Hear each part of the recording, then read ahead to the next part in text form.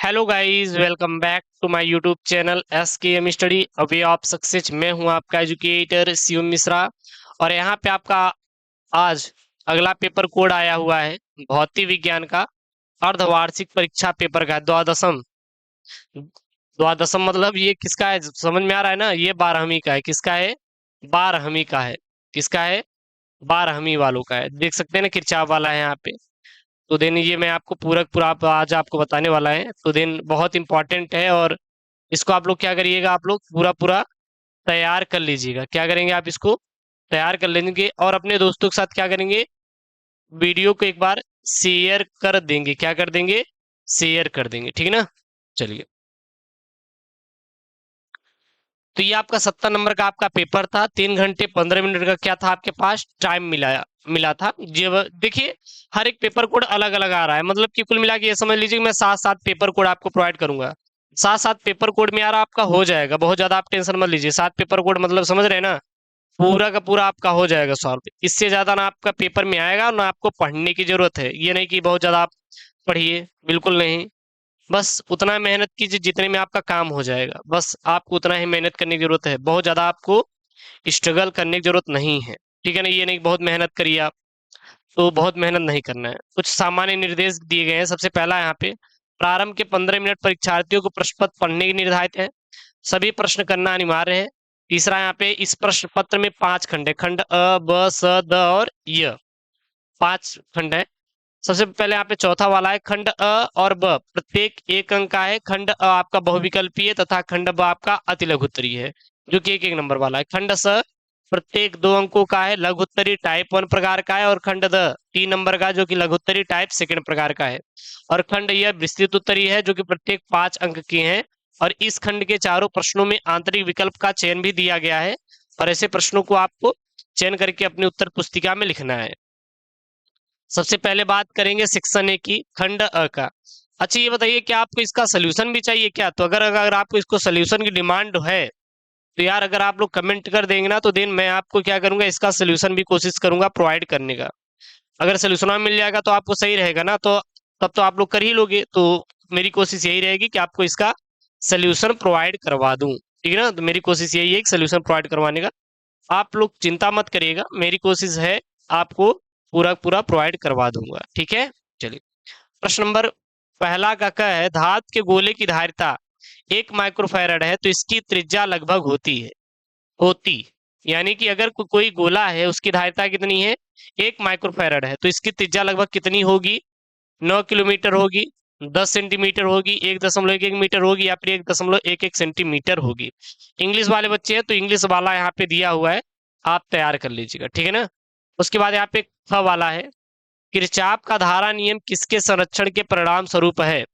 ऊर्जा के संरक्षण परिणाम स्वरूप है, संवेग के, आवेश के, या द्रव्यमान के? तो किरचॉफ का जो धारा नियम है वो किसके संरक्षण के परिणाम स्वरूप है? उसके बाद ग वाला है यहाँ पे, अंडर रूड म्यू जीरो और अपसाइलम जीरो का मात्रक क्या होगा?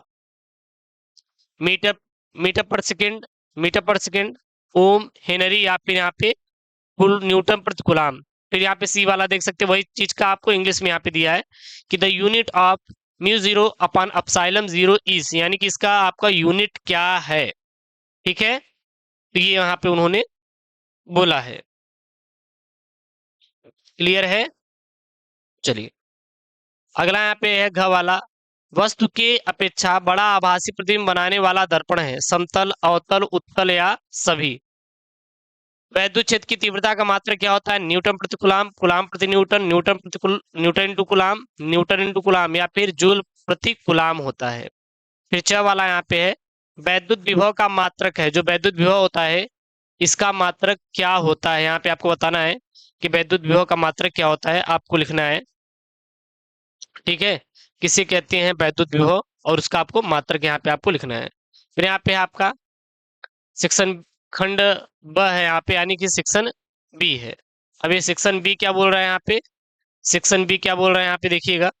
सेक्शन बी ये बोल रहा है कि वैद्युत फ्लक्स की परिभाषा तथा मात्रक लिखिए कि वैद्युत फ्लक्स क्या होता है, इसकी परिभाषा और यहाँ पे इसकी मात्रक लिखना है। फिर ख वाला यहाँ पे 5 किलोवाट की विद्युत हीटर में 15 मिनट में कितनी ऊर्जा व्यय होगी। लॉरेंज बल क्या है, इसका आपको व्यंजक लिखना है और वैद्युत विभव का विमीय सूत्र आपको लिखना है। फिर यहाँ पे आपका 30 डिग्री क्रांति कोण वाले माध्यम में प्रकाश की चाल आपको ज्ञात करना है और मानव नेत्र में बेलन व शंकु क्या है आपको बताना है। उसके बाद ये आपका सेक्शन बी यहाँ पे शुरू होता है। प्रश्न नंबर 3 का क्या है, उदाहरण सहित उम्मीय तथा अनउम्मीय प्रतिरोधों के बीच अंतर स्पष्ट कीजिए। इसके की क्या बताना है, बीच इन दोनों के बीच आपको अंतर स्पष्ट करना है। ठीक है, ख वाला है अपवाह वेग तथा वैद्युत धारा में आप संबंध बताइए, 2 नंबर का है। ग वाला है संधारित्र किसे कहते हैं, संधारित्र की धारिता की परिभाषा लिखिए। घ वाला यहाँ पे संधारित्रों के श्रेणी क्रम तथा समांतर क्रम संयोजनों को चित्र से आप समझाइए कि क्या होता है। फिर यहाँ पे आपका सेक्शन डी है, यानी कि द वाला है। द वाला देखिए क्या बोल रहा है यहाँ पे, द वाला ये बोल रहा है यहाँ पे प्रश्न नंबर 4 का क कि दो बिंदु आवेशों +9 इलेक्ट्रॉन और प्लस इलेक्ट्रॉन एक दूसरे से 16 सेंटीमीटर की दूरी पर स्थित है, तो इनके बीच आवेश Q को कहाँ रख दिया जाए कि वह संतुलन अवस्था में होगा। ये 3 नंबर का आया हुआ है। आप जितने भी यहाँ पे मैं बता रहा हूँ सारे को आप तैयार कर लीजिएगा, ठीक है ना। सारे जितने भी आपके यहाँ पे प्रश्न हैं ये सारे आप तैयार कर लेंगे तो ज्यादा बेहतर रहेगा, ज्यादा बेहतर रहेगा और ज्यादा आप अच्छे से कर पाओगे, ठीक है ना। विभव प्रवणता और विद्युत क्षेत्र की तीव्रता के बीच संबंध स्थापित कीजिए। मैंने आज ही बताया था कि आपको किस प्रकार से फिजिक्स की तैयारी करनी है और वो टिप्स अगर आप फॉलो करेंगे ना तो फिजिक्स में मैं गारंटी देता हूं कि कोई आपको हरा नहीं सकता। फिजिक्स में आप पूरा का पूरा नंबर लेकर आओगे यार, फिजिक्स का पूरा नंबर आप लेकर आओगे। लेकिन आपको मेहनत करना है, आपको लगातार मेहनत करना है। अब आपके पास 2 से 3 मंथ का वक्त बचा हुआ है। कितने महीने का, 2 से 3 मंथ का वक्त बचा हुआ और इसी 2 से 3 महीने में आपको पूरा तैयारी करना है। परावैद्युत पदार्थ के व्यवहार का वर्णन कीजिए। जब उसे समांतर प्लेट संधारित्र के प्लेटों के बीच रखा जाता है तब आप परावैद्युत पदार्थ के व्यवहार का आपको वर्णन बताना है कि किस प्रकार से ये अपना व्यवहार करता है। ठीक है, उसके बाद यहाँ पे देखिए घ वाला है एक धातु के 3 तारों की लंबाइयां तथा द्रव्यमानों का अनुपात क्रमशः 3:2:1 तथा 2:3 है, तो इन तारों के प्रतिरोधों का अनुपात क्या होगा। ये एक रहेगा यहाँ पे 1:2:3, क्योंकि इंग्लिश वाला आप देख सकते हैं यहाँ पे सही लिखा गया है। फिर यहाँ पे अंगा वाला है एक तार में 5 mA की धारा बह रही है, ठीक है ना, मेगा एम्पियर धारा बह रही है। तार के अनुप्रस्थ काट से प्रति मिनट कितने इलेक्ट्रॉन गुजरते हैं। फिर प्रश्न नंबर 5 का क्या है यहाँ पे 0.05 मीटर ऊंची वस्तु 0.2 मीटर वक्रता त्रिज्या वाले अवतल दर्पण से 0.5 मीटर की दूरी पर रखी गई है, तो प्रतिबिंब की स्थिति, प्रकृति और आकार ज्ञात कीजिए। 3 नंबर का है। उसके बाद यहाँ पे ख वाला है दूरदृष्टि तथा निकट दृष्टि दोष क्या है, इसके कारण एवं निवारण का संक्षिप्त विवरण दीजिए। 3 नंबर का है। उसके बाद ग वाला यहाँ पे किरचॉफ के नियम को लिखिए और यह किसके संरक्षण पर आधारित है। 3 नंबर का है। उसके बाद घ वाला यहाँ पे निम्न संयोजन में बिंदु ए तथा बी के बीच तुल्य प्रतिरोध आप ज्ञात कीजिए। यहाँ पे ए दिया है और यहाँ पे बी दिया है। यहाँ 3 ओम है, 8 ओम है, 3 ओम है, 6 ओम है और 6 ओम है, और इनके बीच क्या आपको निकालना है, तुल्य प्रतिरोध की वैल्यू आपको फाइंड करना है। तिरंगा वाला है द्वि उत्तल लेंस के लिए लेंस मेकर सूत्र का आपको क्या करना है, यहाँ पे निगमन करना है कि इसके लिए आपको कौन कौन से हैं।